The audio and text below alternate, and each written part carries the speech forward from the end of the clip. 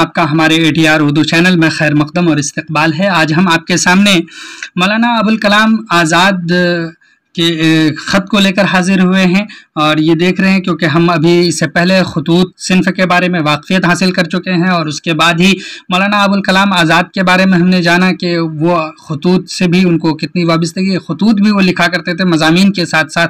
तो उनके कुछ खतूत उन्होंने लिखे हैं जिनका ताल्लुक़ अदब से भी है, सियासत से भी है। ऐसे खतूत आपने लिखे हैं, बहुत मालूमाती खतूत आपने लिखे हैं।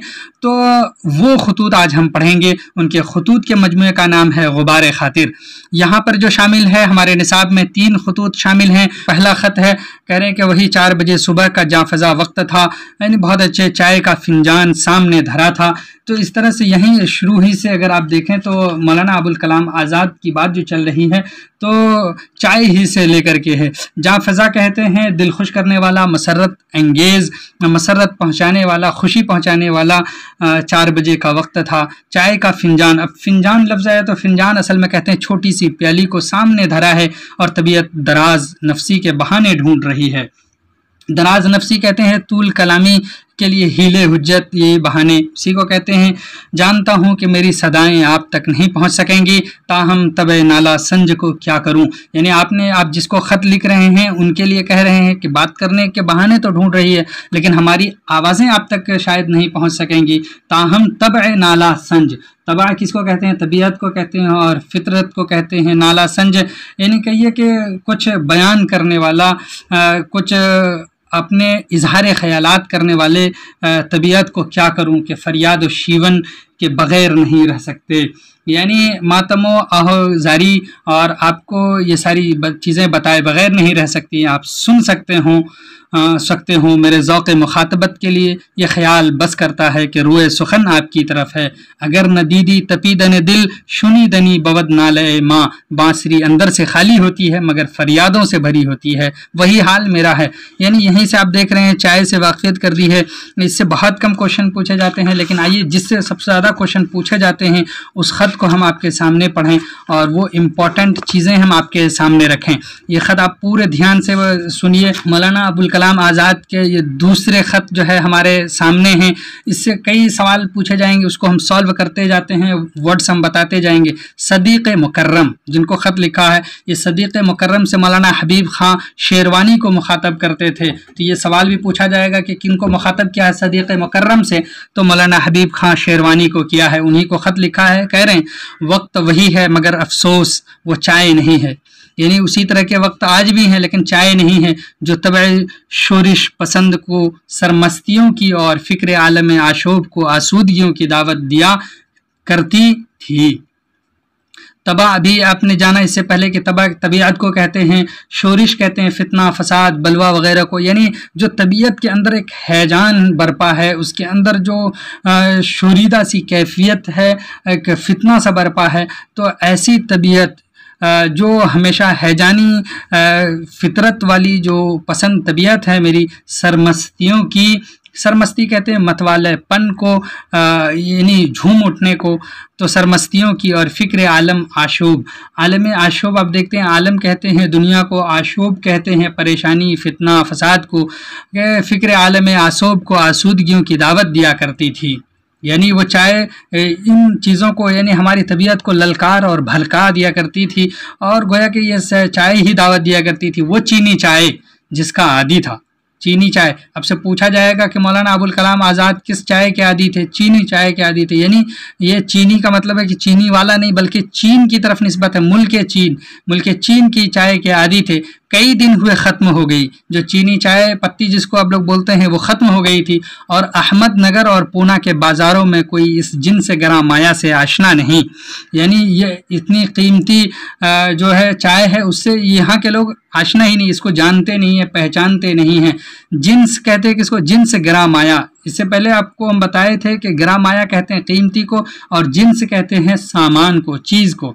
यानी कीमती चीज़ से लोग वाकिफ़ नहीं, आशना कहते हैं वाकिफ़ को। मजबूरन हिंदुस्तान की उसी स्याह पत्ती का जोशानदा पी रहा हूँ।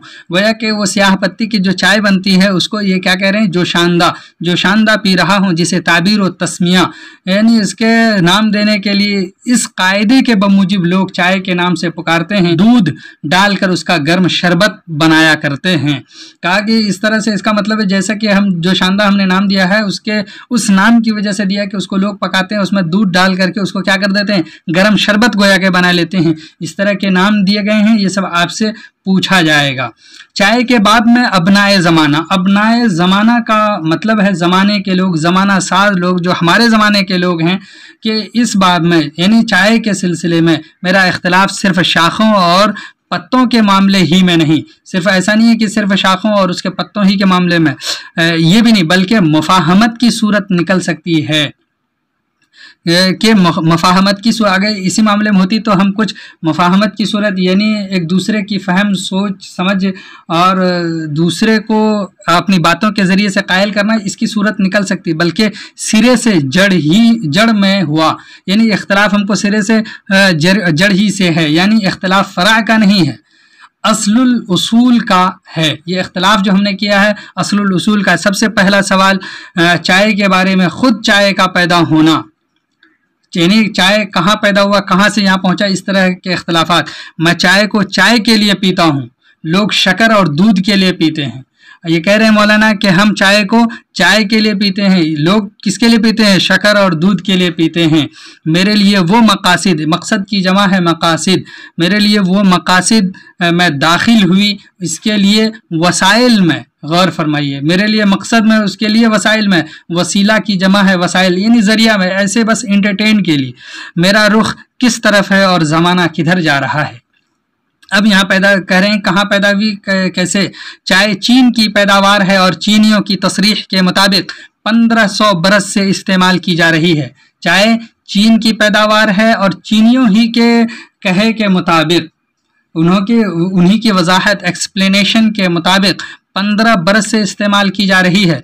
आपसे ये सवाल पूछा जाएगा चाय कहाँ की पैदावार है, चीन की पैदावार है और वहाँ पर कब से इस्तेमाल की जा रही, तो 1500 बरस से। लेकिन वहाँ कभी किसी के ख्वाबो ख्याल में भी ये बात नहीं गुजरी, लेकिन वहाँ पर किसी को ये ख्याल में भी नहीं आया होगा कि इस जौहर लतीफ़ को दूध की कसाफत से आलूदा किया जा सकता है। जौहर लतीफ़ ऐसा नफीस यानी ऐसी उम्दा चीज़ जो इंसानी आँख को नज़र ना आ सके, दूध की कसाफत, यानी कसाफत किसको कहते हैं, गाढ़ापन, गलाजत, गंदगी से आलूदा कहते हैं, कहिए कि उसको मिलाने को, उसको ख़राब करने को आलूदा किया जा सकता है। जिन जिन मुल्कों में चीन से बराह रास्त गई, मसलन रूस, तुर्किस्तान और ईरान, यानी चीन से जहाँ जहाँ डायरेक्ट पहुँचा है उसको बराह रास्त कहते हैं, डायरेक्ट ये चाय गई है, तो वहाँ भी किसी को ये ख्याल नहीं गुजरा, वहाँ पर भी ये ख्याल किसी को नहीं गुजरा, यानी दूध मिलाने का ख्याल। मगर 17वीं सदी में जब अंग्रेज़ इससे आशना हुए, अंग्रेज़ कब आशना हुए, आपसे पूछा जाएगा कि चाय से अंग्रेज़ कब आशना हुए। 17वीं सदी में जब अंग्रेज़ आशना हुए, वाकिफ़ हुए, तो नहीं मालूम उन लोगों को क्या सूझी, उन्होंने दूध मिलाने की बिदात ईजाद की। दूध मिलाने की रिवायत किसने ईजाद की? बिदात कहते हैं नई रस्म को, और कहिए कि असल में ये एक दीन में है कि कोई चीज़ नई ईजाद की जाए, नया सामने लाया जाए, तो उसको बिदात कहते हैं। ईजाद कहते हैं किसी चीज़ को बनाना, किसी चीज़ कोई बात निकालना, और फिर इन्वेंट जिसको हम बोलते हैं, बिदअत ईजाद की। और चूंकि हिंदुस्तान में चाय का रवाज उन्हीं के ज़रिए हुआ। अब आपसे ये भी पूछा जा सकता है हिंदुस्तान में चाय का रवाज किसके ज़रिए से हुआ है, तो अंग्रेज़ों के ज़रिए से हुआ है। यहाँ से ये पैराग्राफ कई दफ़ा एग्ज़ाम में तशरीह के लिए भी पूछा गया है, तो आप इसको ध्यान से सुनिए कि जिन मुल्कों में बराह रास्त चीन से चाय गई है, तो वहाँ पर कोई भी ख्याल दूध मिलाने का नहीं हुआ। लेकिन जब अंग्रेज़ इससे वाकिफ़ हुए, 17वीं सदी में वाकिफ़ हुए, तो उन्होंने इसमें दूध मिलाने की बिदअत भी ईजाद की, और हिंदुस्तान में चाय का रवाज भी उन्हीं के ज़रिए हुआ। इसलिए ये बिदअत सज्जिया, यानी कह रहा है कि ये ऐसी बिदअत है जो बुरी बिदअत है, यहाँ भी फैल गई, हिंदुस्तान में भी लोग उसमें दूध मिलाने लगे। रफ्ता रफ्ता धीरे धीरे मामला यहाँ तक पहुँच गया कि लोग चाय में दूध डालने की जगह दूध में चाय डालने लगे। यानी अब मामला बिल्कुल उल्टा हो गया। चाय में उन लोगों ने दूध डाले, लेकिन अब क्या हो गया, दूध में चाय डालने लगे हैं, चाय पत्ती अब उसमें डाली जा रही है। तो अब देखिए कि कितना उलट गया है। इसलिए भी इख्तिलाफ है मौलाना का। अब अंग्रेज तो ये कहकर अलग हो गए कि ज्यादा दूध नहीं डालना चाहिए, अंग्रेज ये कहकर अलग हो गए, लेकिन उनके तुख्म फसाद ने जो बरगोबार फैला दिए हैं। तुख्म कहते हैं असल में बीज को, बरगोबार कहते हैं उसके पत्ते को। यानी यहाँ पर मुराद ये है कि जो उनके कहे हुए और की हुई चीज़ें थी उससे बिल्कुल एक तरह से फसाद फैल गया है। ऐसा उन्हें कौन भांप सकता है। लोग चाय की जगह एक तरह का सयाल हलवा बनाते हैं। ये अब कह दिया कि मौलाना ने क्या कहा कि हिंदुस्तान में जो चीज़ें इस तरह से की जा रही हैं, दूध में जो चाय डाली जा रही है, तो इसका मतलब है कि एक सयाल हलवा यानी बहने वाला हलवा बनाया जा रहा है। ये लोग बना रहे हैं। तो अब आपसे सवाल ये पूछा जाता है, चाय को सयाल हलवा किसने कहा, या फिर मौलाना ने चाय को किससे तशबीह दी है, किससे ताबीर किया है, सयाल हलवा बताया है। खाने की जगह पीते हैं, खुश होते हैं कि हमने चाय पी ली। इन नादानों से कौन कहे कि हाय कमबख्त तूने पी ही नहीं। फिर एक बुनियादी सवाल चाय की नौइयत का भी है, यानी उसकी किस्म का भी है, और इस बारे में भी एक अजीब आलमगीर गलत फहमी फैल गई है।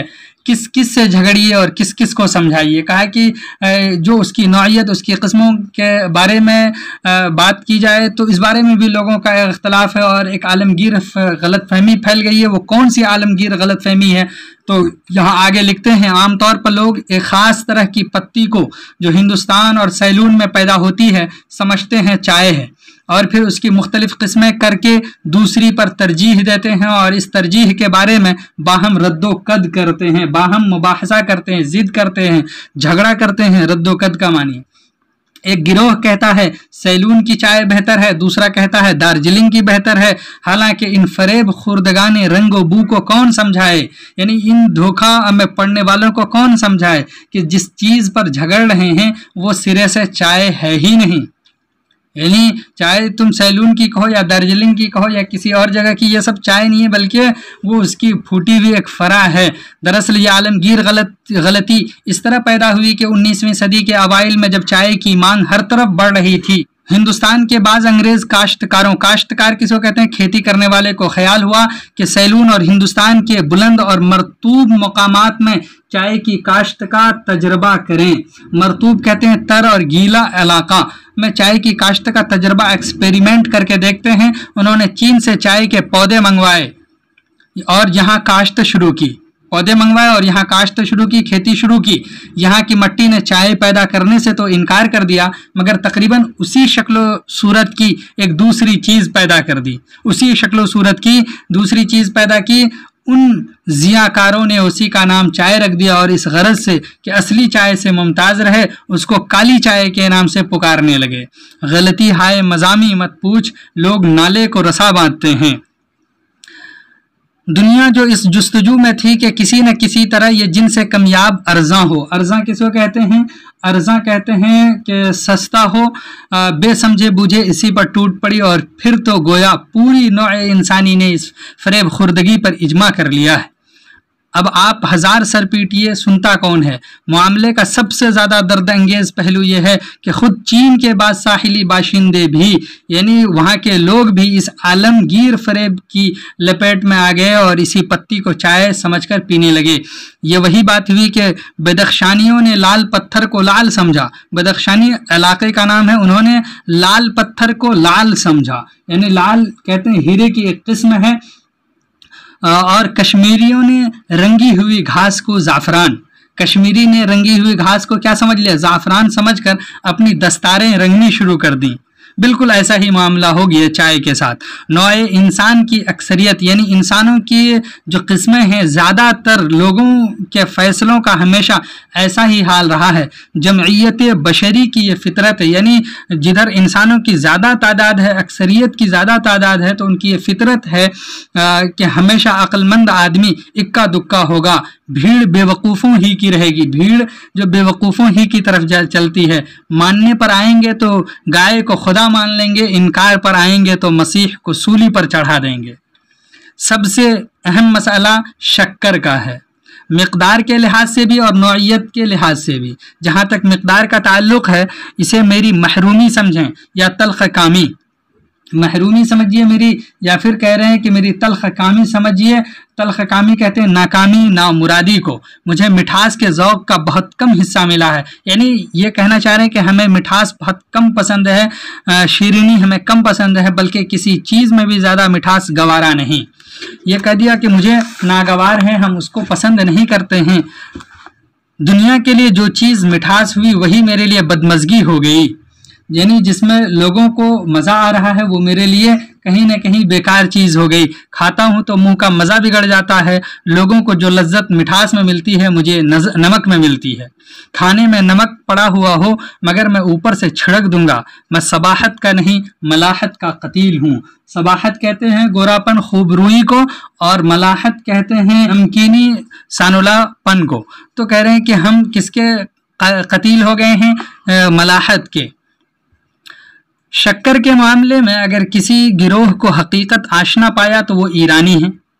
यानी अब ये भी बात याद रखिएगा, शक्कर के मामले में किसको हकीकत आशना पाया? तो ईरानियों को पाया। अगरचे चाय की नौइयत के बारे में चंदा जी हिस नहीं, मगर ये नुक्ता उन्होंने पा लिया है। इराक़ और ईरान में आमतौर पर यह बात नज़र आई थी कि चाय के लिए कंद की जुस्तजू में रहते हैं। कंद का मतलब होता है मिठास, उसकी जुस्तजू में रहते हैं। कंद कहते हैं शक्कर को भी, खांड को भी, उसकी तलाश में रहते हैं और इसे मामूली शक्कर पर तरजीह देते हैं, क्योंकि कंद साफ होती है और वही काम देती है जो मोटे दानों की शक्कर से लिया जाता है। कह नहीं सकता कि अब वहाँ का क्या हाल है। अगर पूछिए कि चाय के मामले में सबसे ज़्यादा खैर मजाक गिरोह कौन हुआ, तो मैं बिला तामुल अंग्रेज़ों का नाम लूँगा। यानी खैर मजाक गिरोह कौन सा है? तो कह रहे हैं कि अंग्रेज़ हैं। ये अजीब बात है कि यूरोप और अमेरिका में चाय इंग्लिस्तान की राह से गई, यूरोप और अमेरिका में इंग्लिस्तान के ज़रिए से चाय पहुंची, और दुनिया में इसका आलमगीर रवाज भी बहुत कुछ अंग्रेज़ों ही की मन्नत पजीरी है, यानी अंग्रेज़ों के ज़रिए ही रवाज हुआ है। ताहम ये नज़दीकान बेबसर, यानी कह रहे हैं यानी ऐसे लोग जो देख नहीं सकते हकीकत हाल से इतने दूर जा पड़े कि चाय की हकीकत, लताफत और कैफियत का ज़ौक़ उन्हें छू भी नहीं गया। गोया कि इसको जिन लोगों के ज़रिए से ये ईजाद हुआ है, जिन लोगों ने दूसरों को पहुँचाया है, वो खुद ही उसके से फ़ायदा नहीं उठा सके, उनकी हकीकत और उनकी कह लीजिए मजाक और उनकी कैफियत को नहीं समझ सके। जब इस राह के इमामों का यह हाल है तो उनके मुक़ल्लिदों का जो हाल होगा मालूम है। उन्होंने चीन से चाय पीना तो सीख लिया मगर और कुछ सीख न सके। चीन से चाय पीना अंग्रेज़ों ने सीख तो लिया, लेकिन उससे और जो को सीखना था वो सीख नहीं सके। अव्वल तो हिंदुस्तान और सैलून की सियाह पत्ती उनके ज़ौक़ चाय नोशी का मुंतहाए कमाल हुआ। फिर क़यामत यह है कि इसमें भी ठंडा दूध डालकर उसे यक कलम गंदा कर देंगे। मज़ीद सितम ज़रीफ़ी देखिए कि इस गंदे मशरूब यानी इस गंदे चीज़ों को ये लोग कितने शौक़ से पीते हैं। मेयार संजियों के लिए माहिरीन फ़न की एक पूरी फ़ौज मौजूद रहती है। कोई इन ज़ियाकारों से पूछे कि अगर चाय नोशी से मकसूद इन्हीं पत्तियों को गर्म पानी में डालकर पी लेना है तो इसके लिए माहिरीन फ़न की दकीका संजियों की क्या ज़रूरत है। दकीका असल में कहते हैं मुश्किल को, बारीकी को। बारीकी की इसमें क्या ज़रूरत है? जो पत्ती भी पानी को स्याही माइल कर दे और एक तेज़ बू पैदा हो जाए। चाय है और इसमें ठंडे दूध का एक चमचा डालकर काफ़ी मिकदार में गंदगी पैदा कर दी जा सकती है। चाय का एक माहिर फ़न भी इससे ज़्यादा क्या खाक बतलाएगा।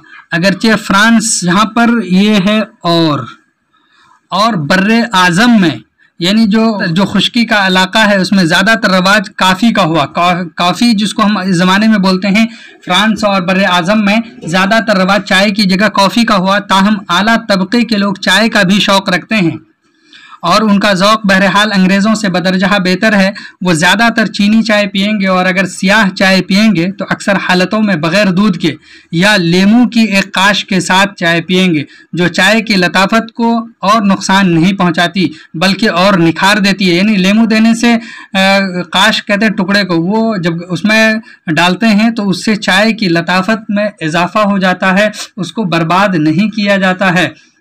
ये इसका फ़ायदा है। कह रहे हैं समरकंद और बुखारा में आम दस्तूर है कि चाय का तीसरा फंजान लेमूनी होगा, यानी वहां पर एक दस्तूर ये भी हो गया। बाज ईरानी इसका खात्मा लेमूनी ही पर करते हैं। ये कमबख्त दूध की आफत तो सिर्फ अंग्रेजों की लाई हुई है। मेरे जोग्राफिया में अगर चीन का जिक्र किया गया है तो इसलिए नहीं कि जनरल चंग काई शक और मैडम चंग वहां से आए थे, बल्कि इसलिए कि चाय वहीं से आती है। एक मुद्दत से जिस चीनी चाय का आदी हूं वो वाइट जैस्मीन कहलाती है। अब ये कह रहे हैं कि इन्होंने साफ कह दिया कि जिस चाय का मैं आदी हूं वो क्या कहलाती है, वाइट जैस्मीन कहलाती है, यानी यास्मीन सफ़ेद, या ठेठ उर्दू में यूं कहिए कि गोरी। क्वेश्चन में पूछा जा सकता है इसकी खुशबू जिस कदर लतीफ़ है, जितनी बेहतरीन है, उतना ही कैफ़ो तुंदो तेज़ है। उसकी खुशबू की बात करें, रंगत की निस्बत क्या कहूँ, लोगों ने आतिश सयाल से ताबीर से काम लिया है। आग का तखय्युल फिर अर्जी है और चाय की उलूवियत कुछ और चाहती है। जो चाय का मुकाम व मर्तबा है वो कुछ और चाहती है। मैं सूरज की किरणों को मुट्ठी में बंद करने की कोशिश करता हूँ और कहता हूँ कि यूँ समझिए जैसे किसी ने सूरज की किरणें हल करके बिल्लोर फिंजान में घोल दी हों। बिल्लोर असल में कहते हैं कि एक चम्मचदार और मादनी जौहर साफ शफाफ, इसको कहते हैं बिल्लोरी फंजान में घोल दी हूँ। लड़ाई की वजह से जहाज़ों की आमदोरफ्त बंद हुई तो इसका असर चाय पर भी पड़ा। मैं कलकत्ते के जिस चीनी स्टोर से मंगाया करता था, जिस स्टोर से मंगाया करते थे, उसका ज़ख़ीरा जवाब देने लगा। यानी आमदोरफ्त बंद हुई तो उसका असर पड़ा उस पर और वो बंद हो गया। फिर भी चंद डब्बे मिल गए थे और बाज़ चीनी दोस्तों ने बतौर तोहफा भी भेज कर चारासाजी की थी। अब यहाँ पर है चारासाजी करना, यानी इमदाद करना, मदद करना। जब कलकत्ता से निकला तो एक डब्बा साथ था, एक घर में छोड़ आया था। बम्बई से गिरफ्तार करके यहाँ लाया गया तो सामान के साथ वो भी आ गया और फिर कब्ल इसके कि ख़त्म हो घर वाला डब्बा भी पहुँच गया। इस तरह यहाँ और चीज़ों की कितनी ही कमी महसूस हो लेकिन चाय की कमी महसूस नहीं हुई। और अगर चाय की कमी महसूस नहीं हुई तो नतीजा यही निकलता है कि किसी चीज़ की कमी महसूस नहीं हुई। यानी चाय की कैफियत के बारे में बताया और चाय कौन सी आप पसंद करते थे उसको बताते हुए यहाँ पर बताया अगर हमें चाय मिल गई तो गोया कि सारी चीज़ें मिल गई। उससे उनसियत और मोहब्बत का जिक्र कर दिया। यहाँ हमारे जिंदानियों यानी जो लोग कैद हैं, जिंदानियों के काफिले में इस जिन्स का शनासा कोई नहीं है, कोई इसका जानने वाला वाकिफकार नहीं है। अक्सर हजरात दूध और दही के शायक हैं, उसके ही चाहने वाले हैं, उसके ही फ़िदाई हैं। और आप समझ सकते हैं कि दूध और दही की दुनिया चाय की दुनिया से कितनी दूर वाक़ई हुई है। उम्रें गुजर जाएं फिर भी ये मसाफत तय नहीं हो सकती, यानी ये जो दूरी है ये तय नहीं हो सकती है। कहाँ चाय के ज़ौक़ लतीफ़ का शहरिस्तान कैफ़ व सुरूर और कहाँ दूध और दही की शिकम परी की नगरी। जवाहरलाल बिलाशुबा चाय के आदी हैं और चाय पीते भी हैं, ख़ास यूरोप की हम मशरबी के ज़ौक़ में बग़ैर दूध की, वो भी बग़ैर दूध के पीते हैं। और हम मशरबी यानी हम मशरब कहते हैं एक ही तरीक़े का, एक ही मसलक का। लेकिन जहाँ तक चाय की नौइयत का ताल्लुक़ है यानी किस्म का ताल्लुक़ है, शाह राह आम है, बाहर कदम नहीं निकाल सकता और अपनी लच्चू व पच्चू ही की किस्मों पर काने रहते हैं। जाहिर है कि ऐसी हालत में उन हजरात को चाय के पीने की जहमत देना बेसूद है। बेसूद कहते हैं बेफ़ायदा है, जहमत तकलीफ़ को कहते हैं। मगर एक डब्बा कब तक काम दे सकता था, आखिर ख़त्म हो जाने पर आया। चीता खान ने यहाँ दरियाफ्त कराया, पूना भी लिखा, लेकिन इस किस्म की चाय का कोई सुराग नहीं मिला, कोई पता इसका नहीं मिला। अब बम्बई और कलकत्ता लिखवाया, देखिए क्या नतीजा निकलता है। एक हफ्ता से वही हिंदुस्तानी स्याह पत्ती पी रहा हूँ और मुस्तकबिल यानी आइंदा की उम्मीदों पर जी रहा हूँ। आजकल चीनी हिंदुस्तान के तमाम शहरों में फैल गए हैं और हर जगह चीनी रेस्तुरां खुल गए हैं। चूँकि अहमदनगर अंग्रेज़ी फ़ौज की बड़ी छावनी है, इसलिए यहाँ भी एक चीनी रेस्टोरेंट खुल गया है। इसका मतलब है कि आप कहाँ पर बंद थे, आपको जो बम्बई से लाया गया था वो अहमदनगर के जेल में बंद किया गया था। जेलर को ख्याल हुआ कि उन लोगों के पास ये चाय ज़रूर होगी। उसने खाली डब्बा भेजकर दरियाफ्त कराया। उन्होंने डब्बा देखते ही कहा ये चाय अब कहाँ मिल सकती है, लेकिन तुम्हें यह डब्बा कहाँ से मिला और उस चाय की यहाँ ज़रूरत क्या पेश आई? क्या चीन का कोई बड़ा आदमी यहाँ आ रहा है जो वार्ड वार्डर बाजार गया था, उसने हर चंद बातें बनाई मगर उनकी तशफ़ी नहीं हुई। दूसरे दिन सारे शहर में ये अफवाह फैल गई, यानी उन्होंने भेजा तो दूसरे दिन ये अफवाह फैल गई कि मैडम चिंग काई शेक किला के कैदियों से मिलने आ रही है और उसके लिए चीनी चाय का एहतमाम किया जा रहा है। इन्होंने देख लीजिए किस तरह से चीनी चाय की तारीफ भी की, चीनी चाय की किस्मों पर तबसरा किया है, चीनी चाय के बारे में बताया है। जबकि अगर आप देखें तो पहला जो ख़त है इसमें, क्योंकि इसमें 3 खतूत हमारे निसाब में शामिल हैं, उन खतूत में से अगर आप कहें पहले ख़त की बात करें तो वहाँ से आपको मालूम होगा कि उसमें आपने सुबह का वक्त और चाय का साथ मौलाना आज़ाद को किस कदर मरगूब है उसका जिक्र किया। जबकि दूसरे ख़त में मौजू बनाते हुए चाय नोशी से रग़बत अपनी जगह ले ली है और चाय के सिलसिले में अच्छी खासी मालूमात आपने यहाँ पर जमा कर दी हैं और फिर एक दिल पसंदी के साथ उन्हें सफ़े पर उतार दिया है। और ये एक मौलाना का बड़ा कारनामा इसको कह सकते हैं कि एक तरतीब से सलीके के साथ बयान किया है। और इसमें यह भी गौर करने की बात है कि एक नहायत मामूली मौजू पर मौलाना ने नहायत सराहत से यानी तशरीह के साथ इस तरह से अपनी बातें पेश की हैं कि ये पूरा का पूरा ऐसा बामकसद का एक तरह से समझिए कि कारनामा हो गया है।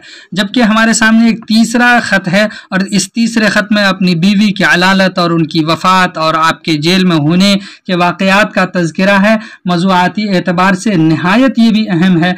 मौलाना आज़ाद की अहलिया मोहतरमा ज़ुलेखा बेगम की वफ़ात किले अहमदनगर की असीरी के दौरान हुई थी और उसमें उसी चीज़ का जिक्र मौलाना आज़ाद ने बड़े दुख और दर्द के साथ किया है और इसको पेश किया है। और यहाँ से हम उनकी ज़ुबान को भी समझ सकते हैं, आपने जो सारी चीज़ें लिखी हैं उनसे भी पर्दा उठता है। इस तरह से यहाँ पर थोड़ा सा कहीं न कहीं हल्की सी उस पर रोशनी भी डाली गई है। तो आइए उसका थोड़ा सा हम क्वेश्चन आंसर भी 2-3 मिनट में देख लेते हैं। गुबार खातिर किस ज़माने की तहरीर की तसनीफ़ है? गुबार खातिर उस ज़माने की तसनीफ़ है जबकि मौलाना अबुल कलाम आज़ाद किले अहमदनगर में थे। गुबार खातिर में कितने खतूत हैं? गुबार खातिर में तकरीबन 24 खतूत शामिल किए गए हैं। सदीक़ मुकर्रम कौन है? सदीक़ मुकर्रम से मुराद मौलाना हबीबुर रहमान खां शेरवानी है। गुबार खातिर के खतूत किस जेल में लिखे गए? तो किले अहमदनगर के जेल में लिखे गए। मौलाना आज़ाद की 3 किताबों के नाम बताइए। तो गुबार खातिर, इंडिया विंस फ्रीडम, तज़किरा, तर्जुमानुल कुरान, ये सब आपकी किताबें हैं। मौलाना आज़ाद किस मुल्क में पैदा हुए? तो मौलाना आज़ाद मक्का मुकर्रमा में पैदा हुए और कलकत्ता में मुस्तकिल सुकूनत इख्तियार कर ली। वालिद उनके आए तो वो भी आ गए थे। मौलाना आज़ाद का साल वफ़ात क्या है? 1958 ईस्वी है। मौलाना आज़ाद पहली बार किस उम्र में कांग्रेस के सदर हुए? तो जब उस उम्र में जबकि आप 35 साल आपकी उम्र हो गई थी, उस वक्त 1923 ईस्वी में आप उसके पहले प्रेसिडेंट बने थे, पहले उसके सदर हुए थे। ये बात आपको पहले भी बताई गई है। जब आप खतूत पढ़ रहे थे तो खतूत में इसका जिक्र किया गया था कि वहाँ पर मौलाना आज़ाद के बारे में पूरे गोया के तफसील से बात की गई थी।